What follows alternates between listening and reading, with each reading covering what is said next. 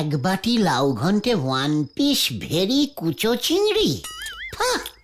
তাও তো একখানে ওই কুচো চিংড়ি জুটেছে কপালে, এরপর তো আর একটাও জুটবে না রে।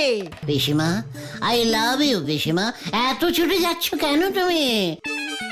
একটু ভালো করে মাছ মাংস না খেলে শরীরে জোর পাবো কেমন করে পিসিমা? আমি না তোমার একমাত্র অনলি ওয়ান ভাইপো। ওটাই তো আমার দুর্ভাগ্য রে। তোর মতো এমন একটা ভাইপো আমার কপালে জুটেছে। টেরটি তো পাচ্ছ না কিভাবে ওই কুচো চিংড়ি আমি জোগাড় করছি। সারাদিন এত খাটাখাটনি করে আড্ডা দিচ্ছে, তাও তুমি এমন বলছো? নেহাত তোমাকে ভালোবাসি তাই সবটা ছেটে পুটে খেয়ে নিচ্ছে। অন্য কেউ হলে আমি এক্ষুনি খাওয়া ছেড়ে উঠে যেতাম। থাক, আরে রাগ দেখাতে হবে না। আমি যে আর সংসার টানতে পারছি না রে। তোর পিসে মশাইয়ের জমানো টাকাও ফুরিয়ে যাচ্ছে। রোজগারি এবার মন দে তুই, নয়তো ওই কুচো চিংড়িও কপালে জুটবে না আর। আমার কপাল এত কুচো নয় যে আমাকে কুচো চিংড়ি খেয়ে দিন কাটাতে হবে। ভুলে যেও না পিসিমা, তোমার শ্বশুর মশাই শ্রীযুক্ত গগনচরণ এককালে রেল জমিদার ছিলেন। হ্যাঁ, সেই জমিদারি তো কোন কালে লাটে উঠেছে। এখন আমাকে লোকের কথা শুনে মরতে হচ্ছে। হোয়াট লোক? কোন লোক তোমাকে কি বলেছে আমাকে একবার শুধু বলো। কতবার আর তোকে বলবো বলতো? ওই গোবিন্দ বাবু মাঝে মাঝে এসে হানা দেয়, বলে তোর পিসে মশাইকে যে কোন কালে 10 টাকা 12 আনা পয়সা ধার দিয়েছিল, সেই ধার এখন সুদে মূলে 1 লক্ষ টাকা ছাড়িয়ে গেছে। টাকা শোধ না দিলে এই ভিটে মাটি ছেড়ে উৎখাত করবে। পেয়েছি। আরে কি পেলি আবার? আরেক পিস জাম্বো স্মল সাইজের কুচো চিংড়ি। উড়ি হতচ্ছাড়া, লজ্জা তো তোর নেই জানি, কোনো ভয় ডরও কি নেই তোর? হোয়াট? একটা এত মিনি সাইজের কুচো চিংড়িকে ভয় পাবো কেন? মোরকট।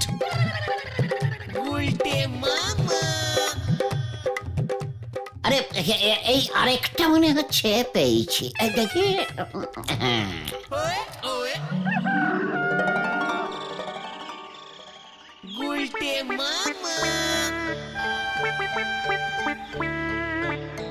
আমরা কোথায় যাচ্ছি গো গুলটে মামা? সবসময় কোথাও যেতেই হবে এমন কোনো নিয়ম আছে নাকি? তাহলে আমরা হাঁটছি কেন? নিশ্চয়ই কারণ আছে। আরে সেটাই তো জানতে চাইছি। আমরা এখন চেকিং এ বেরিয়েছি। হঠাৎ চেকিং মানে? ওরে, আমি তোদের লিডার রে। আমরা এই গলদপুরের বুকে আড্ডা মেরে খাই। কিন্তু তাতে কি হলো? আর আমরা চেকিংটাই বা কি করছি গো গুলটে মামা? ওরে গলদপুরের বড় বলদ পাঁচু, আমাদের গলদপুরের লোকজন সুখে শান্তিতে বসবাস করিতেছে কিনা সেটা তো আমাদের মাঝে মাঝে চেকিং করার দায়িত্ব। সেটা ভুলে যাস না। চল। বুঝলি, অত সহজে লিডার হওয়া যায় না। চারপাশে সব খেয়াল রাখতে হয় তো নাকি? তারপর সেই টপিক গুলো নিয়ে আড্ডায় গভীর আলোচনা করতে হয়, তাহলে তো তোরা কিছু শিখতে পারবি রে।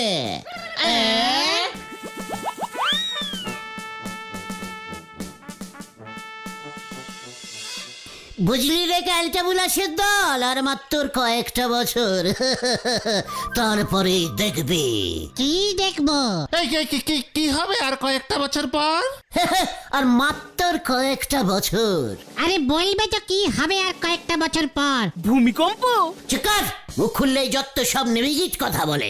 আরে নেগেটিভ না, নেগেটিভ কথা বলিস না কতন। তুমি বলো তো গুলটে মামা, আর মাত্র কয়েকটা বছর পর তুমি কি আশা করছো? কুটিপতি। আমি কুটিপতি হয়ে যাব রে। এই তুমি কোটিপতি হয়ে যাবে? আর ক বছর বাকি আছে? সময় হয়ে গেছে রে। তুমি কি করে জানলে? পিসিমার গুরুদেব আমার মুখ, আমার চোখ, নাক, হাত সবকিছু দেখে বলেছিল, গুলটে তোর বয়স যখন হবে ঠিক 29 বছর 5.6 মাস, তখনই তুই কুটিপতি হয়ে যাবি। এখন তোমার বয়স কত? 29 বছর তো তোমার 29 বছর আগেই হয়ে গেছে। তোমার তো এখন 44 বছর হয়ে গেছে। ঘটনা! মুখ সামলে কথা বল, লজ্জা করে না তোর?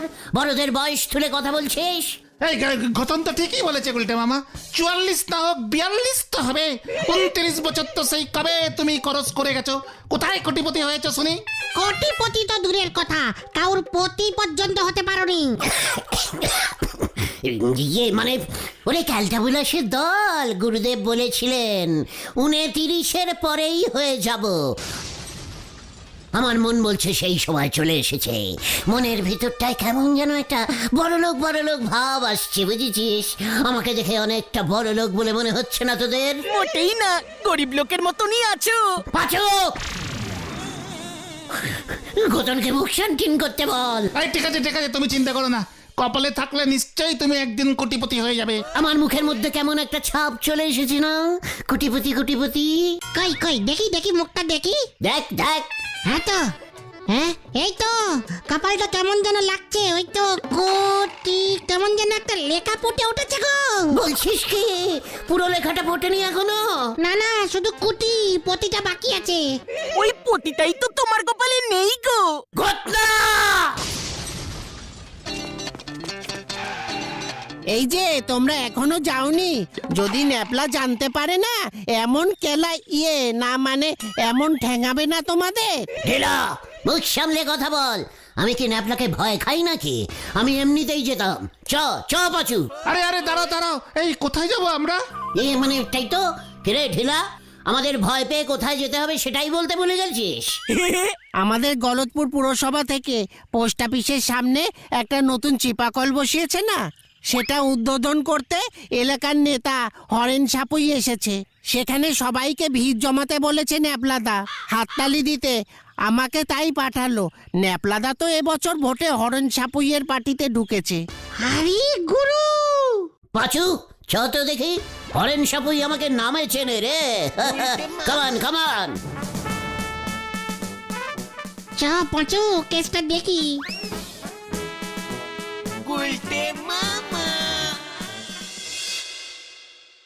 গলতপুর অঞ্চলের সমস্ত জল পিপাসু জনসাধারণের উদ্দেশ্যে এই টিউব কল আমি উৎসর্গ করিলাম।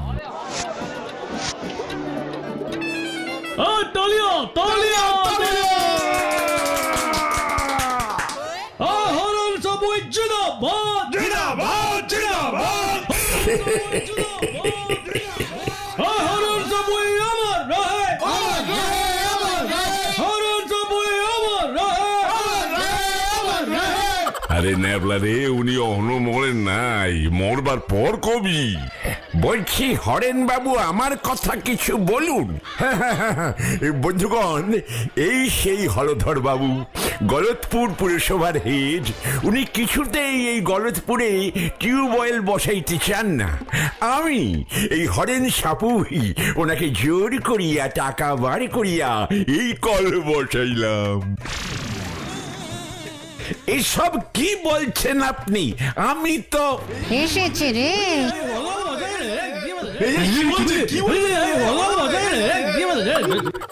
বন্ধুগণ, আমাকে ভোট দিন বন্ধুগণ, আমি আপনাদের কল দিব। পাড়ার প্রতিটি মোড়ে মোড়ে, এমনকি ঘরে ঘরে আমি কল বসাইব।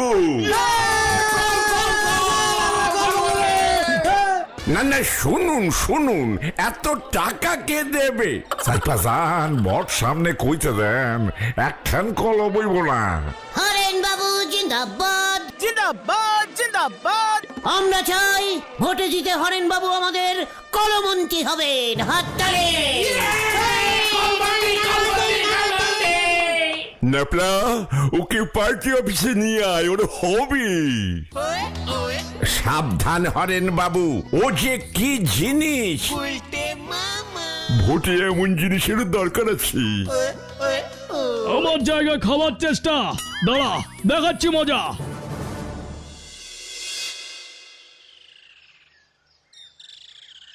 খুব চিন্তা হচ্ছে রে গুলটে মামার জন্য। কি যে দরকার ছিল যাবার। হরেন সাপুই খুব ঘোরেল নেতা। ও ডাকলো আর গুলটে মামা গুড় করে চলে গেল। চলো না আমরাও হরেন বাবুর পার্টি অফিসে যাই। তারপর আবার ওই দলে নেপলা আছে। পাচুরে ওই দেখ কোটিপতি কোটিপতি কোটিপতি উফ, আমি কোটিপতি হয়ে গেলাম, আমি কোটিপতি। এই শান্ত হও, শান্ত হও, শান্ত হও আগে। আর শান্ত হওয়া যাবে না রে, আর শান্ত হওয়া যাবে না, শান্ত হয়ে গেছি আমি। জয় গুরু। এই কি হয়েছে বলবে তো? হরেন সাপুই বাবু আমাকে গলতপুরের দায়িত্ব দিয়েছেন, ওর হয়ে আমি এই